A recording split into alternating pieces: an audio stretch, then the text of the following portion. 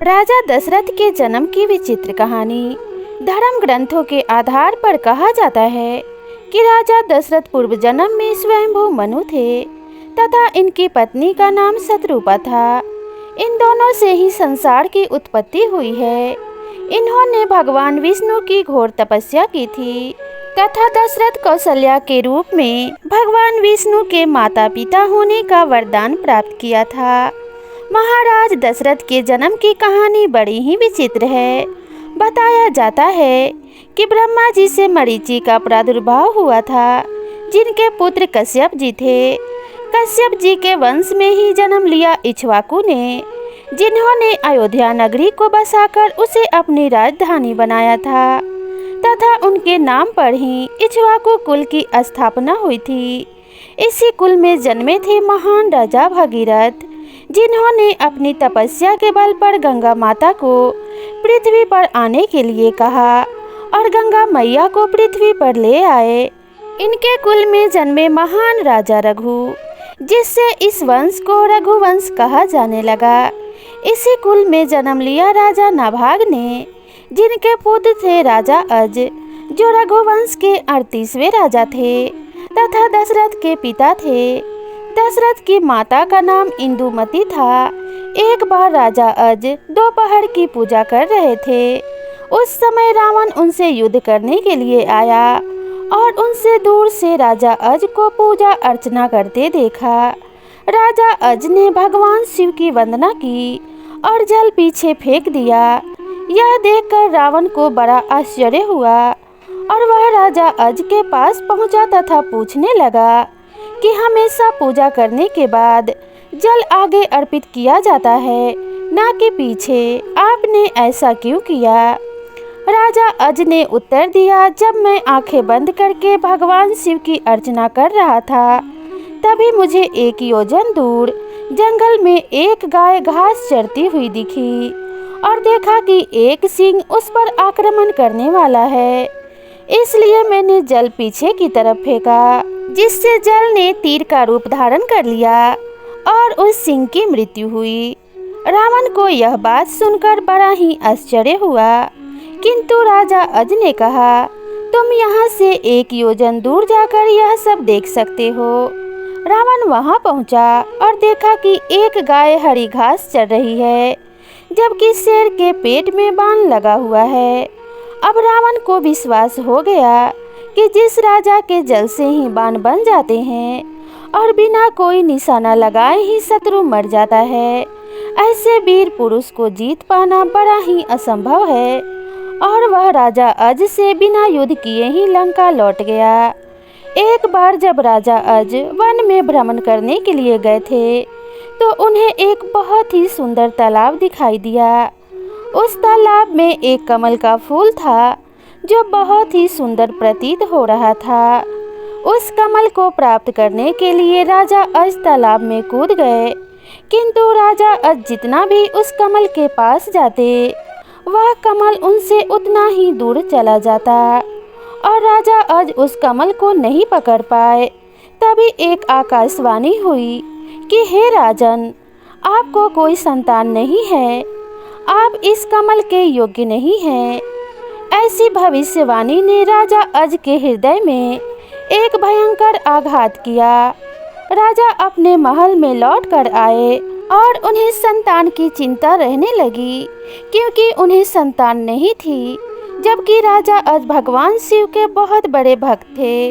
कुछ समय बाद भगवान शिव उनकी इस चिंता से व्याकुल हो उठे और उन्होंने धर्मराज को आदेश दिया और कहा, तुम ब्राह्मण के भेष में अयोध्या नगरी पहुँचो, जिससे राजा अज को संतान की प्राप्ति होगी। धर्मराज और उनकी पत्नी ब्राह्मण और ब्राह्मणी के भेष में उसी क्षण सरयू नदी के किनारे कुटिया बनाकर रहने लगे। एक बार धर्मराज ब्राह्मण के रूप में ही राजा अज के दरबार में गए और उनसे भिक्षा की याचना करने लगे। तब राजा ने अपने खजाने में से ब्राह्मण को सोने की असरफियाँ देनी चाहिए, लेकिन ब्राह्मण ने कहा कि यह तो धन प्रजा का है, आप अपना कुछ दीजिए।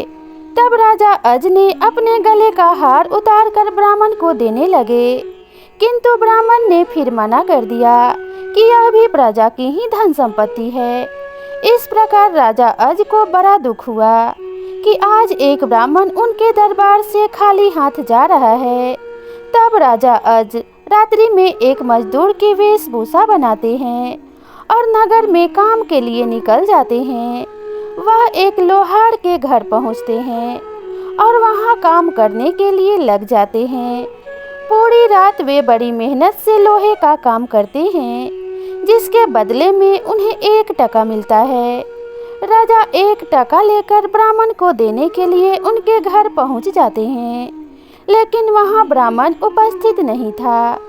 राजा ने वह 1 टका ब्राह्मण की पत्नी को दे दिया और कहा, इसे ब्राह्मण को दे देना, यह मेरी मेहनत का कमाया हुआ है। जब ब्राह्मण आया तो ब्राह्मण की पत्नी ने वह टका ब्राह्मण को दे दिया, किंतु ब्राह्मण ने उस टका को जमीन पर फेंक दिया। अचानक आश्चर्यजनक घटना हुई। ब्राह्मण ने जहाँ टका फेंका था वहाँ एक गड्ढा हो गया और टका गड्ढे में समा गया। ब्राह्मण ने उस गड्ढे को खोदा और उसमें से सोने का एक रथ निकला तथा आसमान की तरफ चला गया। इसके पश्चात ब्राह्मण ने फिर गड्ढा खोदा तो दूसरा सोने का रथ निकला और फिर से आसमान में चला गया। इसी प्रकार से एक के बाद एक 9 सोने के रथ निकले और आसमान में चले गए। अंततः जब 10वां रथ निकला तो उस पर एक बालक था और वह रथ जमीन पर आकर रुक गया। ब्राह्मण ने उस बालक को सीने से लगाया तथा लेकर राजा अज के दरबार में गया और कहने लगा, हे राजन, इस पुत्र को स्वीकार कीजिए। यह आपका ही पुत्र है जो तुम्हारे 1 टका से पैदा हुआ है तथा इसके साथ 9 स्वर्ण के रथ निकले जो आसमान में चले गए, जबकि यह बालक 10वें रथ पर निकला, इसलिए यह रथ तथा पुत्र आपका है। इस प्रकार से दशरथ जी का जन्म हुआ और इसी वजह से उनका नाम दशरथ पड़ा।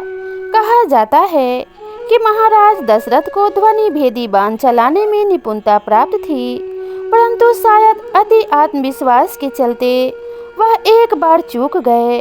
जब दूर कहीं हिरण के पानी पीने की आवाज़ सुनकर उन्होंने सरसंधान किया और श्रवण कुमार का वध कर डाला। इसके अंधे माता पिता ने मरते समय दशरथ को पुत्र वियोग में प्राण त्यागने का श्राप दे दिया, जो राम के वनवास के बाद सत्य सिद्ध हुआ। महाराज दशरथ का राज्य प्रबंधन भी बड़ा अच्छा था। सामान्य प्रशासन का कार्य उनके सबसे योग्य मंत्री सुमंत संभालते थे, जबकि युद्ध मंत्री के रूप में दृष्टि उनके मंत्री थे। धर्म कर्म के कार्यों का प्रबंधन धर्मपाल नामक मंत्री के जिम्मे था। पुरोहित के रूप में वशिष्ठ उनके पथ प्रदर्शक थे। महर्षि विश्वामित्र के आग्रह पर उन्होंने अपने अल्पवयस्क पुत्रों राम व लक्ष्मण को भी यज्ञ की रक्षार्थ भेज दिया। महाराज दशरथ को अपने समय में धर्मावतार माना जाता था और इसी कारण से स्वयं भगवान विष्णु ने उनके घर में पुत्र रूप में जन्म लिया। एक बार राजा दशरथ ने देवताओं की ओर से युद्ध में शामिल होकर देवताओं की विजय में महत्वपूर्ण भूमिका निभाई थी। इसी युद्ध में कैकेयी उनकी सारथी के रूप में गई थी और एक अवसर पर जब दशरथ के रथ की धूड़ी टूट गई थी, तब कैकेयी ने अपने उंगली को धूड़ी की जगह लगाकर उनके प्राणों की रक्षा की थी, जिससे प्रसन्न होकर ही दशरथ ने कैकेयी को वरदान देने का वचन दिया था, जिसका उपयोग कैकेयी ने राम को होने जा रहे राज तिलक को रुकवाने तथा भरत को राजगद्दी दिलाने के लिए किया था। बाद में यही वरदान महाराज दशरथ की मृत्यु का कारण बना। राम राम तो सब जपे, दशरथ जपे न कोय। एक बार दशरथ जपे तो सहस्र राम जप होए। दोस्तों, आपको ये कहानी कैसी लगी कृपया कमेंट करके ज़रूर बताइएगा। अगर वीडियो पसंद आई हो तो वीडियो को एक लाइक ज़रूर कीजिएगा और ऐसे ही बहुत सारे कहानियों के लिए मेरे चैनल को ज़रूर सब्सक्राइब कीजिएगा। तो मिलते हैं इसी तरह की नई कहानी के साथ, तब तक के लिए नमस्कार।